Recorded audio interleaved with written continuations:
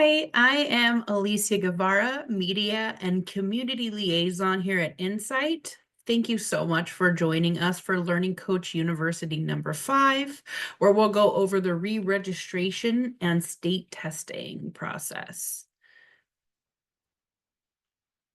On today's agenda, it is re-registration for the 25-26 school year, plus the 3 ways to register, California state testing, the LCAP and the CASP, plus a little bit on Learning Coach Connections, the K-12 app, Learning Coach Community, and of course, frequently asked questions. The re-registration process will begin soon, and you will be notified of that.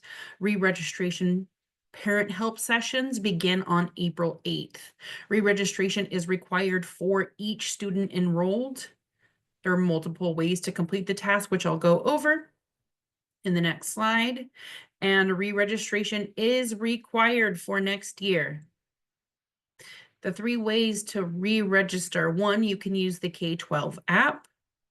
2, the OLS computer system, which you can also scan the QR code over here to help take you straight to the OLS system, or you can re-register by chat, phone, or text.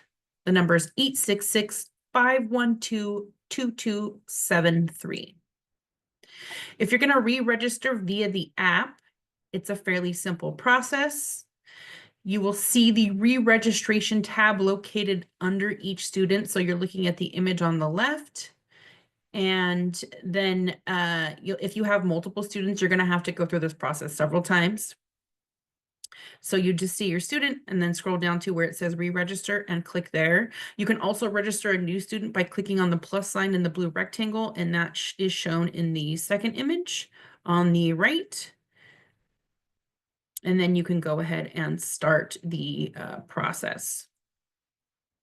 To re-register via the computer, using your computer, you will see a re-registration tab located toward the bottom left hand of the screen. And the look of our OLS is a little bit different. This is just as a sample, but it's still going to be on the bottom left hand side of the screen. The process: computer parent account. So once you've logged in, you can begin the process of re-registration. You'll see it's time to re-register with details on your students. So over on the left where it says current status action required, you will then know that you have that action required, and you will click here to start the process. You're going to have 3 options of registering, not registering, or undecided. And then you're going to want to select whether you're returning or not. So the drop-down menu, once you've made your selection from the drop-down menu, then you're going to click the submit button. So if you choose not to return or undecided, you don't have to do anything else. You can just stop there. Just keep in mind that your student will be dropped at the end of the re-registration window. So expected graduates and those who are undecided on whether or not they'll be returning, it is highly recommended that you choose to re-register to hold your spot in case anything unexpected happens. So for instance, let's say that you are not sure if your student's going to be returning and you decide to hit undecided and then you forget to go back, you will be dropped in that time period, and we don't want that to happen. So we, like I said, recommend you just go ahead and re-register, because it's easier to make the call and say, hey, my student's not returning, than it is to have to go through the whole re-registration process again. So there are also going to be some quick validation steps. Step 1, address validation. If your address has not changed, you just need to confirm that. If your address has changed, you're going to be prompted to follow some more steps to make the changes. Step 2, re-registration survey. Once you finish the address validation, a re-registration survey will appear on the dashboard, and you might have to return to the dashboard to see it. It's going to take you approximately 10 to 15 minutes. And about 15 questions. There's also going to be step 3, a validation process. So compliance items. Once you've completed the survey, you will need to click on return to dashboard. You'll be asked to upload compliance documents based on your family's individual needs. So you can see where the little return to dashboard is. Also, the current status is going to still say that there's an action required. So you're going to want to make sure that you follow that and then click the button on the right. For state testing, what to expect and how to prepare. So it's important information about the LPAC and CASP. That's for 11th and 12th graders. The LPAC is ongoing. It's English learner students who meet the criteria for LPAC reclassification test get sent notifications about the LPAC and how to test for it. Tests for the LPAC are offered virtually and in person, and more information will be available closer to your test date. CASP is required for 11th and 12th graders. Students will be testing on English, math, and science. And testing for this is only offered virtually. And take note that it will be the week that we return from spring break. As learning coaches, you are essential to your students' education and feelings of preparedness. So how to prepare your student for the test. Talk to them about the LCAP and the CASP. Let them know that this is not a graded test and to just do their best. You're going to want to ease that test anxiety by, just talking to them about it and letting them know that, again, it's not graded. And just to try their best. You're also going to want to run a checklist on your student's computer. So your webcam has to be working, your microphone, your internet connection, your audio. These are super important. If any of these are having issues, you're going to want to contact support. The website and number is listed on the right, and get it done as early as you can so that you can get all those issues ironed out ahead of the test. There are also practice tests available, and for the LPAC and the CASP, you can see the links here on the screen. And of course, make sure that your students get plenty of rest and have a good breakfast because they'll need that brain food for that test. If you do not have the K12 app set up, setting it up is easy.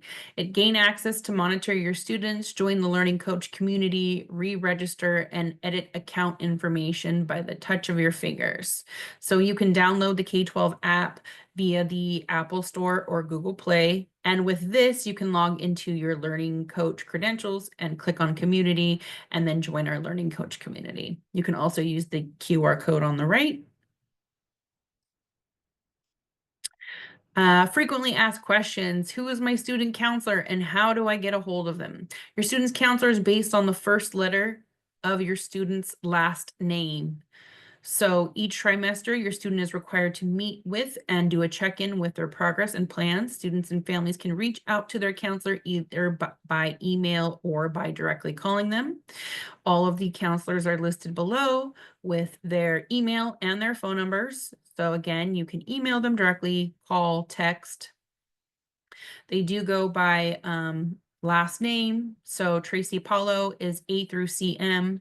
Nilma Alvarez Drinkwater is CN through HA.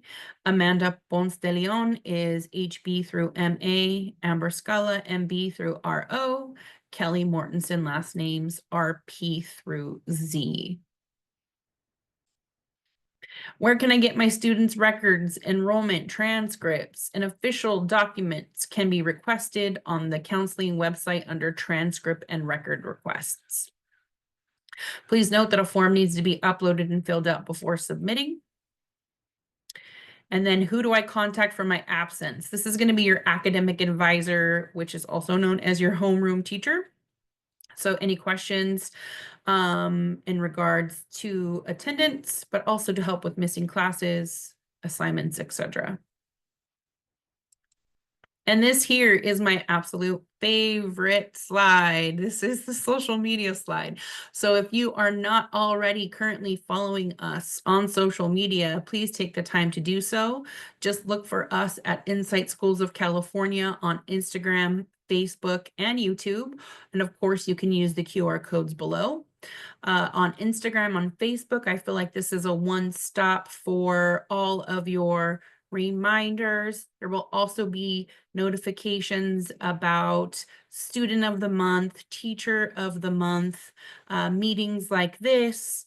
If you haven't filled out your back to school packet, you will find back to school packet help, or at least who you can reach out to on there, and any other information that we post. If you didn't know, the school also offers virtual and in-person outings, and all of these outings are posted on Instagram and Facebook as well. On YouTube, you can find important messages from your school's administrators and any montages that we have, as well as meetings that you've missed, just like this one today. It will be uploaded on YouTube if you weren't able to attend. And that is it. We thank you so very much for attending. If you have any questions, please feel free to reach out and we will do our best to answer them for you. Thank you so much.